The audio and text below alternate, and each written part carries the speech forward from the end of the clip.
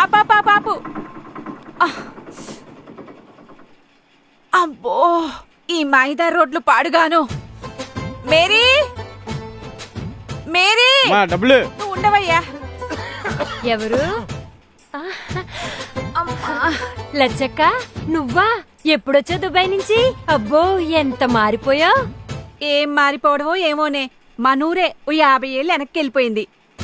ఆ రోడ్లేంటే బాబోయ్ నడువంతా పట్టేసింది. కుసిన మంచినీళ్ళుంటే ఇవ్వే. కూర్చో కూర్చో, ఇప్పుడే తెస్తాను. తీసుకో అక్క. మందు బిళ్ళలకి ఇంకా అరగంట టైం ఉంది. ఊరుక. ఏంటాకుబు ఇలా అయిపోయావు?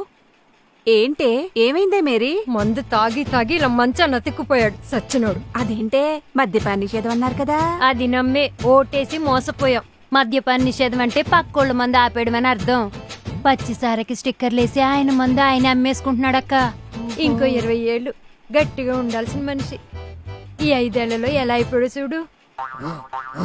ఏటి, దుబాయ్ మందా? లేదుగా, ఆ రోడ్లకి ఆటోలోనే బాటిల్లన్నీ పగిలిపోయాయిగా. ఊరుకో, ఎప్పుడు చూడు అదే గోల.